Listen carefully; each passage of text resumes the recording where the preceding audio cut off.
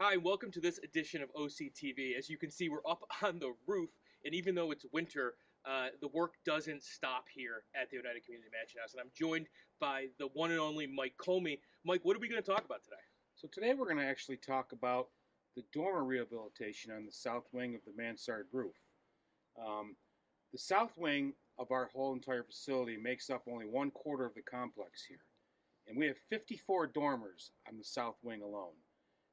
This phase one rehabilitation has actually done some extensive work on all of the Mansard roofs and the dormers. And we're going to take a really in-depth look of what it took to recreate, rehabilitate, the time, material, and craftsmanship that it took to rehabilitate these dormers.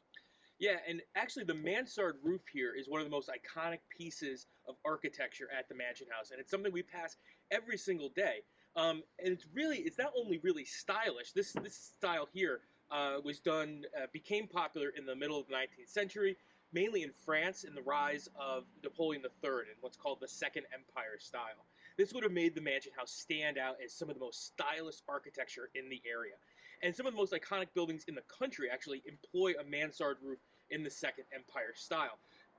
If you're close to central New York, Syracuse University's Hall of Languages has one. And if you're down in D.C., the Eisenhower Executive Office Building also has an amazing mansard roof, very iconic. But it wasn't just about looks for the perfectionists; it was also about function. Because as they were building the South Wing, or what we know as the Children's Wing, it was right when they were doing their stirpiculture experiment and having a lot more children. So the mansard roof actually gives you a whole nother floor to sleep, have children sleep, and other bedrooms. So, Mike, take it away. So, our mansards have definitely withstood the test of time. However, decades of band-aids have aided in doing that. In this phase one construction, our goal is to redefine and rehabilitate the physical historical characteristics that make our mansards and dormers what you see today. So, what exactly is a mansard? A mansard roof is actually made up of two roof configurations, a gambrel roof and a hip roof. And the reason they did mansard roofs is because it actually created space which would have been unusable attic space. In our case, it created livable, unobstructed space. On the low slope of a mansard, the steep slope of the mansard rather, you have a configuration of dormers which allows daylight in and allows people to live in there and see out. Now on our mansard dormers, we have extensive rehabilitation work beginning with the roofs themselves all the way down to the decorative brackets and the mahogany sills as you see here.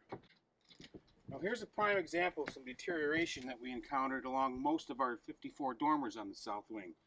The old copper flashing, and a lot of these weren't even copper, they had been patched in with old different types of metal material. They were deteriorating, and the wood sills you can see here, a lot of them had been changed out through the years with improper material that weren't mahogany that would withstand the test of time.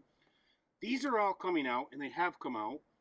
And new mahogany sills, as you see right here, that's been pre-cut already out of a rough cut piece of mahogany. This is just a primed piece of mahogany that's pre-cut to replace the sill will be going in there. Now, the decorative brackets that we have removed from the mansard were a real hindrance in the design feature and created a lot of deterioration along our mansard walls and our cornices. So what we did this time when we replaced these decorative brackets, as you can see in these photos, we covered them with new copper flashings, and we actually made a new design feature where we soldered copper flashing onto the back of the dormer, and which attaches directly to the mansard roof, so no moisture or rain, snow, anything can get back in there and get back behind these dormers and deteriorate our cornice again. Now, let's take a look at the rehabilitation taking place on our dormers of the South Wing Mansard. From the top down, we'll start with the roofs, and there are actually three different types of architectural roofs on our dormers. The first one is known as a shed roof, which slopes in one direction, pretty self-explanatory. The second roof is known as a pedimented roof, which resembles a gable-style roof. However, these incorporate details rooted in classic architecture. For example, the moldings directly under the roof form a triangle shape, while the vertical moldings on the sides of the windows are there to resemble columns. These features were prominent in ancient Greece and Rome, where buildings often had rows of columns across the front. Now, the third and final type of dormer roof style on our south wing, which originated in France, is known as an arched top. And interestingly enough, there are only 4 of these in the entire network of mansion house roof systems, and all 4 are located on the 3rd story of the south wing. Rehabilitation on all of these dormer roofs included the removal and replacement of any deteriorated roof decking, as well as the complete replacement of all 54 copper roof coverings. And by the way, the copper sheets used for the fabrication of these coverings, as well as all of our flashings and gutter material, were sourced from Revere Copper and Brass out of Rome, New York. Moving all the way down to the dormer window sills, all of the metal coverings, that is, where they still existed, some being copper and some not, were removed. This would enable us to remove and replace any deteriorated window sills with new mahogany sills, which were then wrapped with a freedom gray copper covering. Now, on the sides of our dormers are decorative brackets, which are fastened to the windowsill and the adjacent dormer walls. Most of these were in some form of deterioration and required complete replacement.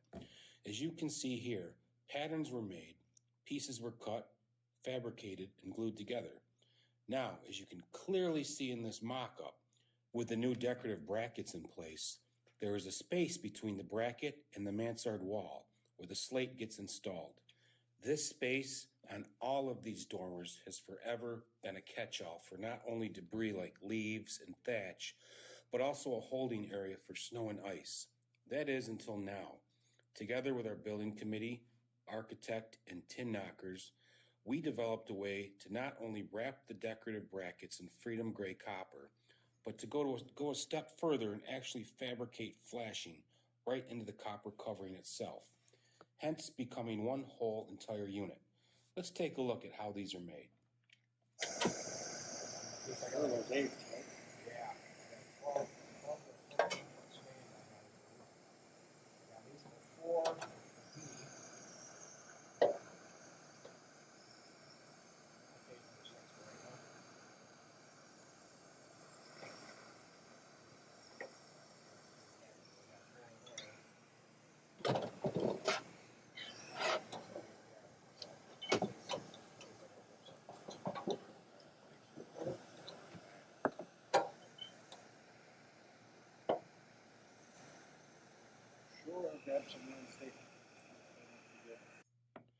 Now, onto the dormer exterior trim replacement.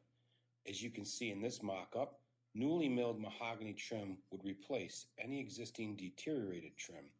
The mahogany itself was sourced through Lincoln Davies Building Supply Company out of Paris Station, New York. But the lumber was nominal in nature and would have to be planed and put through a shaper to match our existing profiles. So, our carpenters from Custom Building Unlimited took the mahogany to their shop and did just that. Now, the final step in this phase of dormer rehabilitation is the installation of our new Vermont quarried slate from the Evergreen Slate Company.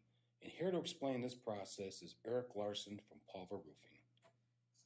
So what is the slate world like? Is there a lot of people doing this old style work anymore? There is not. It's actually a lot of people call it a lost art and everything. A lot of people don't do it anymore. A lot of residential people, it's hard to find people to do repairs and everything on it unless they could pay an outrageous dollar to do it.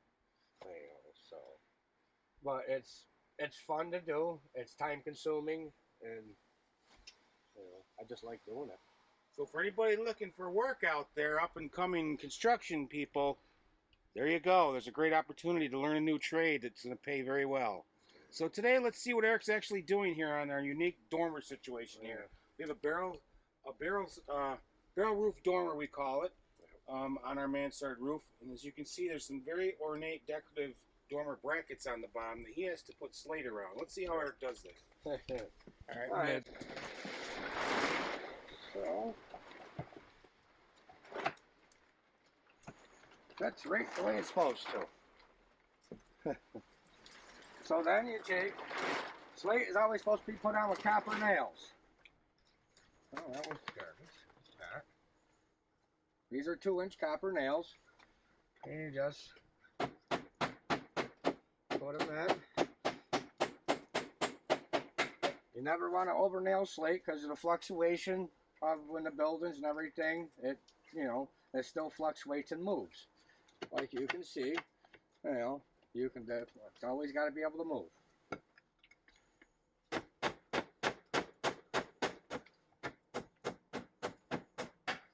So Eric, is that a necessity for expansion and contraction, just like with any type of siding? Yes, it is. And for those folks who don't know, why do we use copper nails? They last a lot longer and they don't rust. Perfect.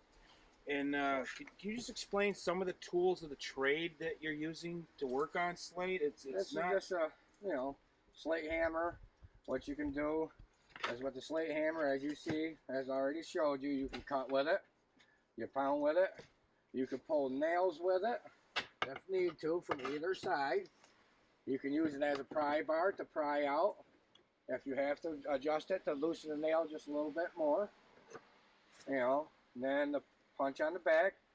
These all come pre-drilled, and if they don't, you just turn the face of the slate over, holding the palm of your hand.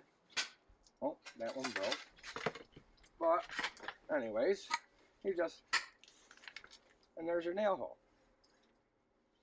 Neat. So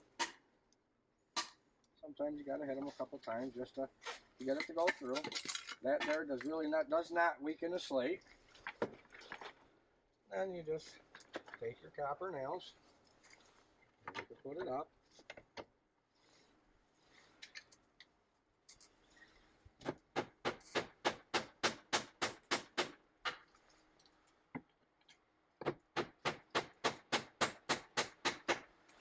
And how long does slate last? Slate will last a very, very long time. I did a roof not too long ago. O&D Young School in Van Hornsville, New York. I took the original slate off it on most of the sections, which was about 75 to 100 years old. It was 1 inch thick, and that's what we call the real McCoy slate, because it's fun to work with, and it's high density. It lasts a very, very long time.